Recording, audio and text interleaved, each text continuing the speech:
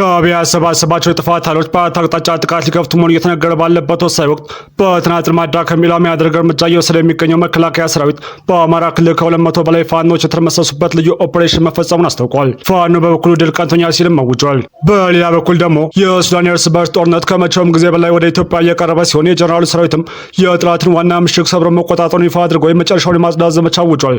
በዝርዝር የምንመለከተው ጉዳይ ይሆናል። በሌላ በኩል ደግሞ አሜሪካና ኢራን በድጋሚ ተፋጠዋል። የሁለቱ ሀገራት ፍጥጫም ከሆርሙዞች ምጥ ጋር በተያያዘ መሆኑ ታውቋል። የኢራን አብዮታዊ ዘብ በሆርሙዞች ምጥ በኩል ለሚያልፉ መርከቦች ማሳሰቢያ ወጣ ሲሆን ትራምፕ ደግሞ ኢራን ከመርከቦቹ 74 ሳንቲም ከተቀበለች የዓለምንም ማስጠንቀቂያ ተኩስ ከፍታለሁ ማለታቸውን ጨምሮ በቅርቡ 80 ዓመታቸውን የደፈኑት ፕሬዚዳንት ኢሳያስ ወላጅ እናት በ97 ዓመታቸው ስለመሞታቸው ከአዲያሎ ቤተ መንግስት ይፋ የተደረገውን መረጃ ክለን ይዘን ቀርበናል።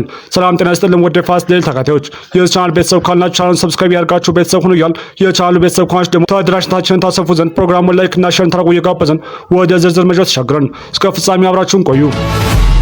በጀነራል መሐመድ ተሰማ እየተመራ በጎጃም ቀጠና ከፋኖ ጋር የመረረ ትግል እያደረገ የሚገኘው የምስራቅ እዝ ኮር አዛዦች በጎጃምና በደቡብ ጎንደር ልዩ ባደረጋቸው የህግ ማስከበር ልዩ ኦፕሬሽን 230 ጽንፈኛ መደምሰስ መቻሉን ያስታወቀ ሲሆን የኦፕሬሽኑ ዝርዝር መረጃና በፋኖ ታጣቂዎች ላይ የደረሰው ኪሳራም ሙሉ መረጃ ይፋ ሆኗል። ምስራቅ እዝ ባዘጋጀው አዲስ የስምሪት እቅድ መሰረትም ከሰኔ 10 እስከ 16 2018 ዓ.ም በሰሜን ጎጃም፣ በምዕራብ ጎጃም፣ በአዊ ብሔረሰብ አስተዳደርና በደቡብ ጎንደር ዞኖች ባደረገው ምንጠራም ከፍተኛ ቁጥር ያላቸው ጽንፈኛ መደምሰስና ማቁሰል እንዲሁም ብዙ ምርኮኞችን መያዙን አስታወቀ ሲሆን በዚሁም ኦፕሬሽን ለፋኖ ወታደራዊ ምስጢር አሳልፈው ሲሰጡ የነበሩ በርካታ የውስጥ አርበኞች በቁጥጥር ስር መዋል መቻሉን አክሎ ገልጸዋል። መከላከያ ሰራዊት በዚህ ልዩ ኦፕሬሽን ጽንፈኛ ሲል የጠራውን የፋኖ ታጣቂዎች የማጽዳት የ7 ቀን ልዩ ኦፕሬሽን አድርጎ ከፋኖ ታጣቂዎች እጅ መትረጊስ፣ ክላሽ፣ የቃታ መሳሪያ፣ ሽጉጥ፣ የድሽቃ ፈሙዝ፣ የድሽቃ ጥይቶችና መትረጊስ ጥይቶችን እንደማረከም አስታውቋል። ዘገባ አክሎም ታጣቂ ቡድኑ ከህዝቡ ዘርፎ ሲጠቀምባቸው የነበሩ ተሽከርካሪዎች፣ ሞተር ሳይክሎችና በርካታ የሎጂስቲክስ ንብረቶችን ጨምሮ እንደተወሰዱበትና በአሁኑ ሰዓትም ለጊዜው ህይወቱን ለማትረፍ እየተበተነ እንደሚገኝ አብራርተዋል። በዚሁ ስምሪት ከተደመሰሱ የጦር አዛዦች መካከልም ጌታቸው አያና፣ እርቂሁን ታመነ፣ አለሙ ሞላ፣ ምህረት ጥላሁን፣ አበባ አስናቀውና ሆነ የትነት የሚባሉ ይገኙበታል ሲል ያስታውቀው የመከላከያ ሰራዊት መረጃም ከዚህም በተጨማሪ ማሙሽ የተባለ የብርጌድ ሎጂስቲክስ አመራር፣ ወርቁ የተባለ የብርጌድ ፋይናንስ፣ መልካሙ የተባለ የተወርዋሪ ዘመቻ ኃላፊና ወርቅን የተባለ የድሽቃ ሻምበል መሪ ተደምሷል ሲልም አክሏል። የኮሩ ምክትል አዛዥ ኮርኔል ልጅአለም ምትኩ ስለ ኦፕሬሽኑ አፈጻጸም በሰጡት ዝርዝር ማብራሪያም ጽንፈኛ ቡድኑ የህዝቡን ሰላም በማወክ የዕለት ተዕለት ሰላማዊ ህይወቱን እንዳያከናውን ጋሬጣ በመሆኑ እየተደመሰሰ መሆኑን የተናገሩ ሲሆን የእዙ ሰራዊትም ከክልሉ አመራርና የጸጥታ ኃይል ጋር በመቀናጀት ባደረጉት የ7 ቀናት ስምሪትም ጽንፈኛ ቡድኑ የሚወሸቅባቸውን ጥሻዎችና ጫካዎች በማሰብ በመክበብና ከፍተኛ ምት በማድረፍም ማሽመርመር ተችሏል ሲሉም ገልጸዋል። እውነቱ ይህ ሆኖ ሳለ በጽንፈኛው ተከፋይ የማህበራዊ ሚዲያ በዲያስፖራ ደጋፊና ቅጥረኛ ዩቲዩበሮች መሬት ላይ የሌለውን ሀቅ ለማዛባት በሐሰት ለማደናገር ቢሞክሩም ህዝባችን እውነታውን ስለተረዳና እንደማይጠቅሙትም ስለተገነዘበ አንቅረው እየተፋቸው ነው ሲሉም አምራቹ አክለው ገልጸዋል። በዚህም ስምሪት የክልሉ የጸጥታ ኃይሎችም ራሳቸውን ችለው በመዋጋት ጠላትን በመደምሰስና በማረክ ያሳዩት ጀግንነት ለሰላሙ መገኘት አስተዋጽኦ የጎላ እንደነበረም ገልጸዋል። ሰራዊታችን ግዳጅ በሚፈጽምባቸው አካባቢዎች ያለው ህብረተሰብም መረጃ በመስጠት መንገድ በማሳየትና በሌሎችም መስኮች ድጋፍ በማድረግ ሰላም ወዳድነቱን በድጋሚ ማረጋገጡን አዛዦቹ አክለው አስረድተዋል። አዛዦቹ እንዳሉትም በየደረጃው ያለ የክልልና የዞን አመራር ህዝቡ የክልሉ የጸጥታ ኃይልና መከላከያ በቅንጅት ይህንን የህዝብ ጠላት በማጥፋት ሰላምን ለማስፈን በጥምረት የሚፈጽሙት ተልዕኮ ውጤታማ መሆኑን የጠቀሱ ሲሆን እዙም ህግ የማስከበር ግዳጁን በብቃት መወጣቱን አጠናክሮ እንደሚቀጥልም አዛዦቹ አረጋግጠዋል።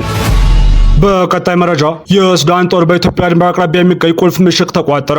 የሱዳን የእርስ በርስ ጦርነት በተለያዩ ግንባሮች እየተከናወነ ባለበት በአሁኑ ወቅት የሱዳን ሰራዊት በብሉ ናይል ክልል መጠነ ሰፊ ወታደራዊ ጥቃት በመክፈት በኢትዮጵያ ድንበር አቅራቢያ የሚገኝ ቁልፍ የአማጽያን ምሽግ መቆጣጠሩን አስታወቀ። ሱዳን ትሪቢዩንና የቻይናው ዙዋን እንደዘገቡት ወታደራዊ ዘመቻው ማክሰኞ ዕለት በየሳን ወረዳ በ4ኛ እግረኛ ክፍለ ጦር ስር በሚገኘው የሱዳን ሰራዊት 13ኛ እግረኛ ብርጌድ ተካሄደ ሲሆን ጥቃቱም ከኢትዮጵያና በሱዳን ድንበር መካከል በግምት 1 ኪሎ ሜትር ርቀት ላይ በሚገኘው ከአቡዱግላና ሻምባ ባሻገር ያሉ ቦታዎችን ኢላማ ያደረገ ነው ተብሏል። መከላከያ ሰራዊት አልባር የተባሉን አካባቢ ሙሉ በሙሉ በቁጥጥር ስር መዋሉን የገለጸ ሲሆን ቦታውም በጆሴፍ ቱባ በሚመራው የሱዳን ህዝብ ነጻነት ንቅናቄ ሰሜን ይዞታ ስር የነበረ ትልቅና ቁልፍ ምሽግ መሆኑን ገልጸዋል። በዘመቻ ወቅትም በርካታ ታጣቂዎችን በቁጥጥር ስር መዋላቸውና እንዲሁም ደግሞ የጦር መሳሪያዎችና ወታደራዊ ቁሳቁሶችንም መማረክ መቻላቸውን መግለጫው አመላክቷል። ይህ ወታደራዊ ጥቃት የተሰነዘረው የሱዳን መከላከያ ሰራዊት ከፈጣን ድጋፍ ኃይልና ከሱዳን ህዝብ ነጻነት ንቅናቄ ጥምረት ጋር እየተዋጋ ባለበት በስትራቴጂካዊ የድንበር ወረዳዎች ማለትም በጌሳና በኩርሙክ አዲስ ውጊያ ባገረሸበት ወቅት ነው። የሱዳን ባለስልጣናት ቀደም ሲል ኢትዮጵያ በብሉ ናይል ክልል የሚንቀሳቀሰውን ለዚህ ጥምረት የሎጂስቲክስ ድጋፍ እያደረገች ነው በሚል የከሰሰ ቢሆንም አዲስ አበባ ግን የቀረበውን ክስ ውድቅ ማድረጉ ይታወሳል። ሱዳን ትሪቢዩት የጠቀሳቸው ወታደራዊ ምንጮች እንደገለጹትም የመንግስት ጦርና አጋር ክፍሎችም እስከ ኢትዮጵያ ድንበር ያሉትን አካባቢዎች ሙሉ በሙሉ ከአማጽያን ለማጽዳት የሚያደርጉት ዘመቻ ይቀጥላል። ሰራዊቱ የዚህን ጥቃት ዓላማ አማጽያንን ወደ ጌሳር የሚያደርጉትን እንቅስቃሴ መግታትና ካለፈው መጋቢት ወር ጀምሮ በፈጣን ድጋፍ ኃይልና በደቡብ ሱዳን ነጻነት ንቅናቄ ጥምረት ቁጥጥር ስር የቆየችውን ስትራቴጂካዊቱን ድንበር ከተማ ኩርሙክን መልሶ መቋጠር ነው ብሏል። ይህ በእንዲህ እንዳለ በብሉ ናይል በዳርፉርና በኮርዶቫን ክልሎች አገረሸው አዲስ ውጊያም ተጨማሪ ሲቪሊያን መፈናቀልና የከፋ የሰብአዊ ቀውስ ያስከትላል የሚል ስጋት እየተከተለ ሲሆን በተለይም በሰሜን ዳርፉር ያለው የሰብአዊ መብት ስጋት ከፍተኛ ሁኔታ እየጨመረ መጥቷል። በቅርብ ወራት ውስጥ በሱዳን ብሉ ናይል ግዛት ውስጥ ውጊያም እየተጠናከረ ሲሆን አካባቢው ኢትዮጵያ ከደቡብ ሱዳን ጋር በሚያዋስናት ድንበር ላይ የሚገኝና ስትራቴጂካዊ ጠቀሜታ ያለው ቦታ በመሆኑም በእርስ በርስ ጦርነት ውስጥ ቁልፍ ግንባር ሆኗል። የሱዳን ወታደራዊ ኃይሎችን በቤኒሻንጉል ጉሙዝ ክልል ጋር በሚያዋስናቸው የድንበር አካባቢዎች ላይ ጨመር ያለ ወታደራዊ ስምሪት ከፍተኛ ሁኔታ እያጠናከሩ መሆናቸው ተዘግቧል።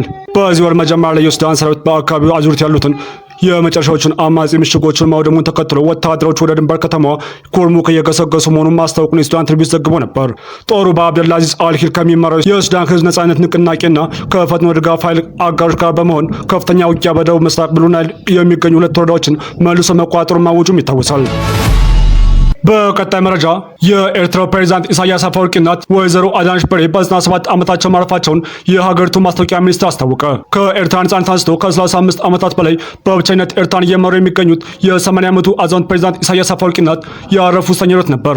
ትናንት ረቡዕ ሰኔ 17 2018 ዓ.ም ከአስመራ አቅራቢያ በሚገኘው የትውልድ ስፍራቸው በተፈጸመው ቀብር ስነ ስርዓት ላይም ፕሬዝዳንት ኢሳያስን ጨምሮ ቤተሰቦቻቸው፣ የሃይማኖት አባቶችና ከፍተኛ ባለስልጣናት መገኘታቸውን የማስታወቂያ ሚኒስትሩ በማህበራዊ ሚዲያ ገጹ ላይ አመላክቷል። ወይዘሮ አዳነች በርሄ ከአቶ አፈወርቂ አብርሃ ጋር በትዳር በቆዩባቸው ጊዜያትም 14 ልጆችን ያፈሩ ሲሆን 9ኙ ለሕፃናት በተካሄደው እንቅስቃሴ ውስጥም ተሳታፊ እንደነበሩ ይነገራል። ወይዘሮ አዳነች በኤርትራ ውስጥ ጦርነት በተካሄደበት ወቅትም ወደ አሜሪካ ሄደው የኖሩ ሲሆን ኤርትራ ነጻ ሀገር ስትሆንም ተመልሰው እስከ ሕልፈታቸው ድረስ ኤርትራ መቆየታቸው ይነገራል። በቀጣይ መረጃ ኢራን በሆርሙዝ ለሚያልፉ መርከቦች ማሳሰቢያ ወጣች። በሆርሙዝ በኩል የሚያልፉ መርከቦች ሁሉ ለደህንነታቸው ሲባል መጠቀም ያለባቸው በኢራን በተፈቀደላቸው ቦታ በኩል እንደሆነና እንቅስቃሴያቸውንም ቀድሞ ማሳወቅ እንዳለባቸው የኢራን እስላማዊ አብዮት ዘብ አስታወቀ።